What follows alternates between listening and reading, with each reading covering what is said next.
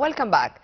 As we promised, we are going to speak about culture and how culture, how literature, how journalism can have such a very prominent role in just closing any gap among different nations and among different peoples. When you understand the literature and the culture of others, you are going to be able to accept them, to accept their needs and to understand their way of thinking. And I think that this is the whole issue, to live in peace together, and this is the aim or the first demand of all peoples on earth, to shed more light on the role of culture, of journalism and literature. We are very much delighted to have with us live here in the studio my dear guest Hanan Suliman, journalist and writer. Thank you very much for being with us, Hanan, and a very good morning. Good morning. Thank you for having me. And let's start with this question. How do you see the positive role which should be played by culture, by journalism, by literature in closing gaps among different nations and peoples? So journalism, to start with, because I'm basically a journalist, so journalism is, it is less viewed compared to literature as a way to build bridges between different cultures and backgrounds, but it is so. So if you look at news wires, the kind of stories they produce every day, how they are circulated around in different languages around the globe, you get to know stories, you know, from different parts of the world that you never heard of. Whether it, basically it's feature writing, not the news aspect of it. Yeah. So this is how, for example, I personally knew about the tomato festival in Spain. It was through news wires. So and then we have the, you know, taking local to global. So you're taking a local story and tailoring it to a diverse international audience, making it fit. And there are several platforms that work on this. Maybe they've been around for 2 decades or something. So they are there. They work on tailoring local stories and making them attractive enough to international audience. And then we have the solutions journalism, how people in different societies, in different communities come up with positive ways to solve problems and issues. And then, you know, other people in different parts of the world, they can copy from them, they can learn from them, whether it's, you know, in the developed world or even the underdeveloped. So it's very interactive, and you see, and of course, like we cannot forget the collaborations. So, and social media made it easier. Made it easier for people to connect together and to read on of course, the screen. yes. We are all the time looking at all over the day and stuff like so that. Or still, yeah, the newspaper or the touch of the paper has a different taste. It is for some people, Yeah. but I Including mean, me. okay, me too. Because I worked first in print journalism, but you know, like these platforms that work on local stories, taking it to global, they have a very strong social media presence.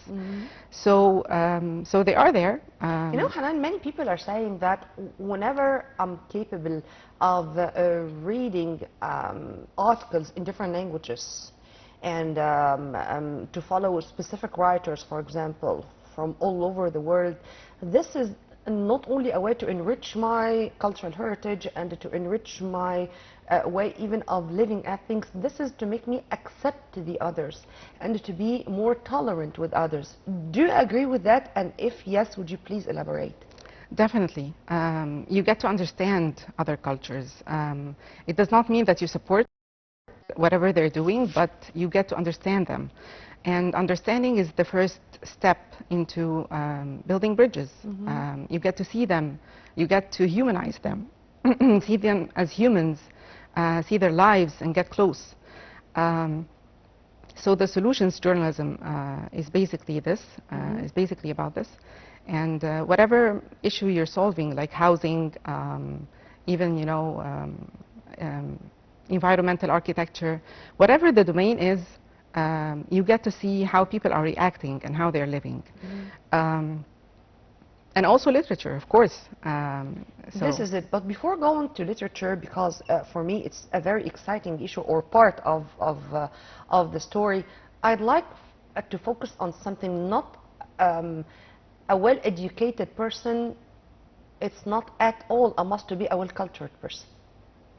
Mm-hmm. True? This is true, yes. And I think we do have even examples. I mean, if we're going to there is no comparison between our greats Al-Aqad and Taha Hussein, despite the fact that this is a PhD person and this was not able to continue with his education. Or can I make this comparison? It is not always based on education, and we see, like in today's world, the more educated, we're seeing them in different political spheres, how they're reacting to events and you know, very bad events happening, and what we call the civilized world did not turn out to be as civilized as we imagined. So. It is different, and it takes more than education. It takes more how you're being brought up. Let me take it from here. It takes more than education. Fill in the spaces. It takes what? It takes how the way that you were brought up. It takes how you interacted with other cultures. Did you meet different people from various backgrounds? Are you living even in a diverse society or in a diverse community? With people from different backgrounds, and cultures, faith even, civilizations. Who belong to different faiths. Faith, so faith, race, color, language, exactly, you name it. And Egypt, by the way, is very diverse in that regard. So we have like different people. Each city has its own taste in Egypt. We have Luxor, Aswan. We have Siwa oasis. In Siwa you have, you know, gypsies. You have the Amazigh. And Sinai, of course, it's a Bedouin. So it varies, and it is good to have this in a society. Then do you believe that Egypt was, is, and will continue to be the melting pot of different civilizations and cultures, and because of that our Egyptian identity is that strong, and our sense of loyalty to this country is really different? I think it helps foster our identity and stick to it, because it's like a mosaic, you know. It's different small parts, and even now, even if we're not as diverse in faith as we used to be, maybe in the beginning of the last century, we were more about Muslims, Christians, and Jews. Now it's more Muslims and Christians. But you're seeing the diversity in other aspects.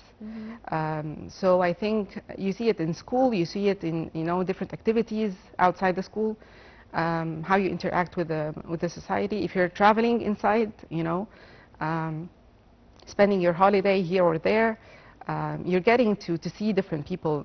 Even they dress differently. Because one of our a very main feature of our culture is the warm reception.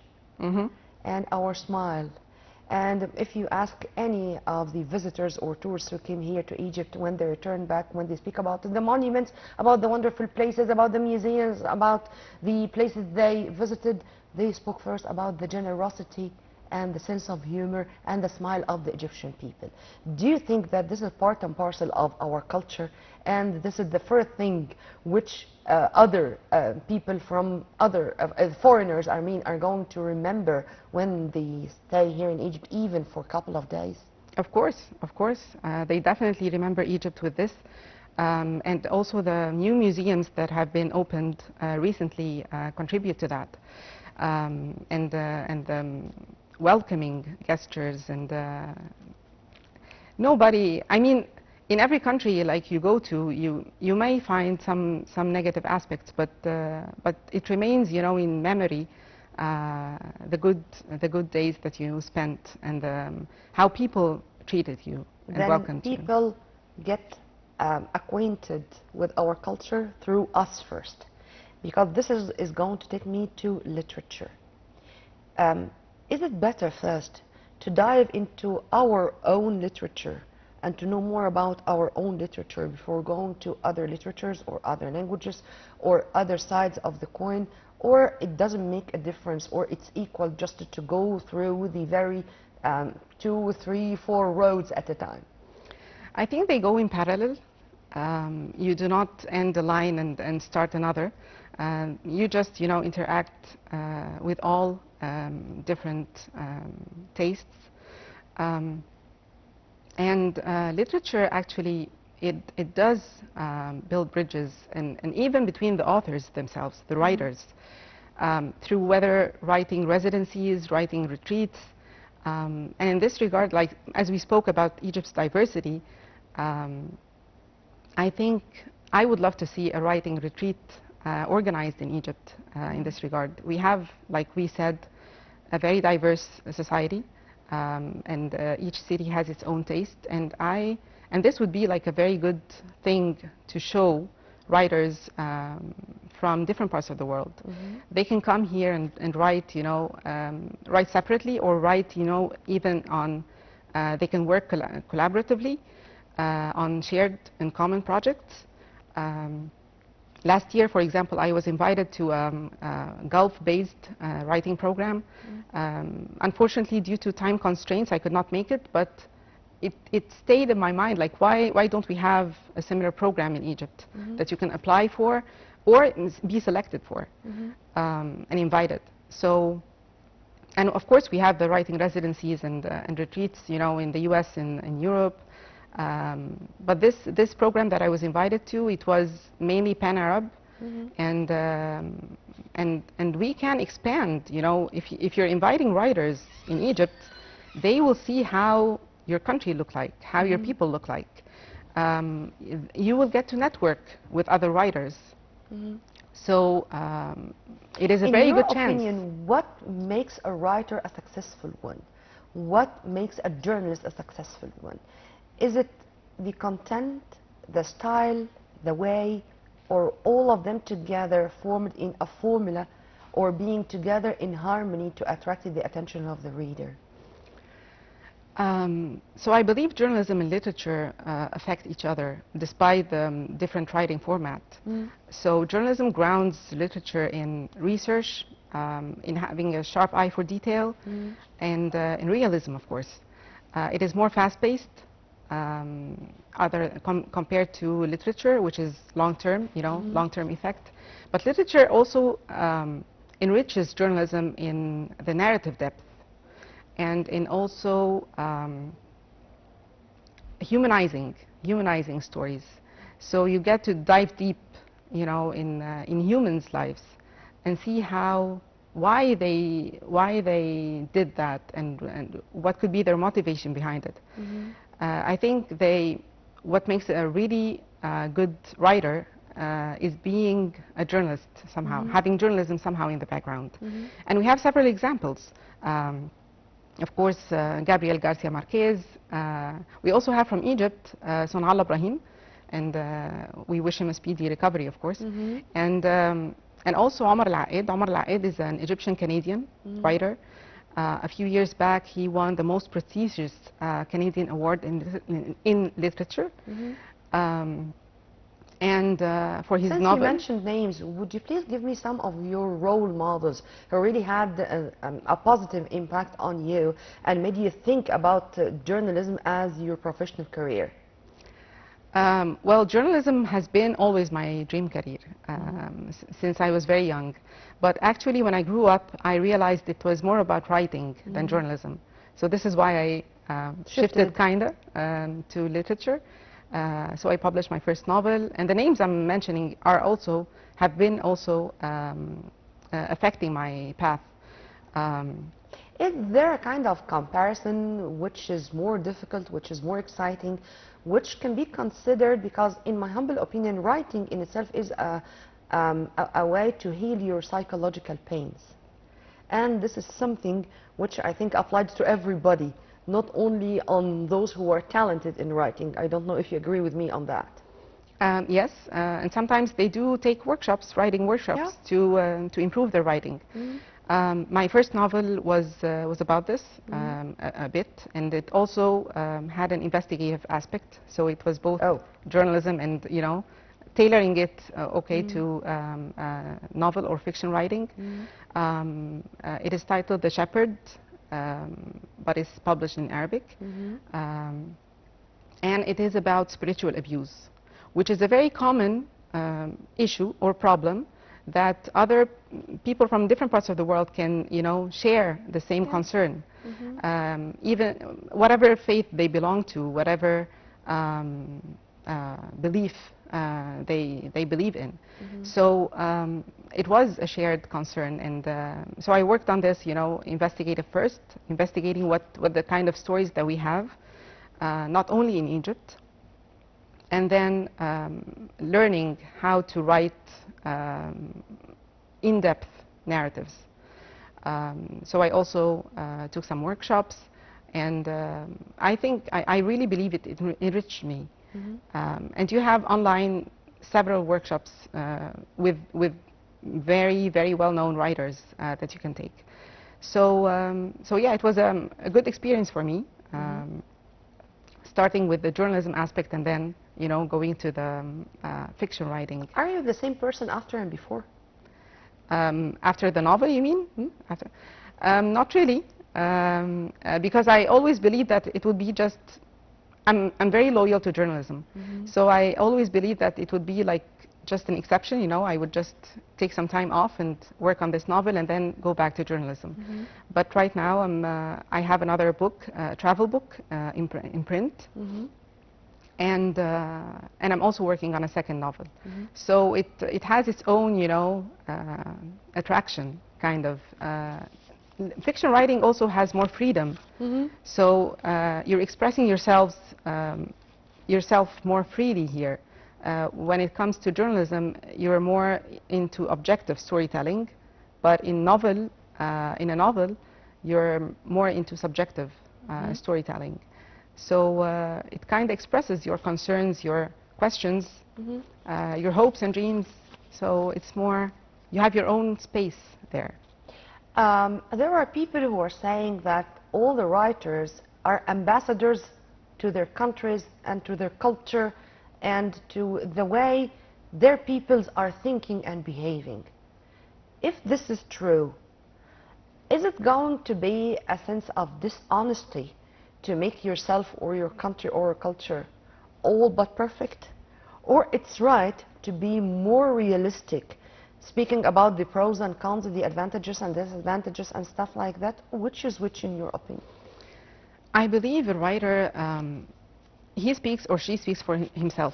So I would not regard his opinion as like his whole country, as it represents his whole country or his whole faith or whatever he belongs to. He speaks for himself. He can represent only but himself, but he can say what's on his mind and express his opinion freely in whatever events going on. And we have several writers that are role models in this, topped by Annie Ernaux of France, the Nobel Prize winner a few years ago, and she is very vocal about political events. Of course, you might lose some audience when you're very vocal about things, but I believe it's part of what you are, and this gives you some edge, because not all writers, not all artists express themselves freely. We are going to end this segment with a gift to our viewers. Give us two names, two Egyptian writers whom you were given a piece of advice for our viewers to read all their works. I would say Omar Al-Aqed and Sonal Ibrahim. Okay. Omar Al-Aqed, Sonal Ibrahim. These were the preferences of my dear guest live here in the studio, and I myself am going to read much at least of their works to make sure that this is going to enrich my cultural heritage, and to make sure also that whenever you are acquainted with other cultures, you are going to be a more tolerant and different person. True? True. Hanan, thank you very much for your input, dear. Thank you. And I really enjoyed our discussion, and I'm going to leave you with a promise to see you again in more episodes of our breakfast show. Thank you. Same here. Well, right after the short break, we are going to return back with more, so stay tuned.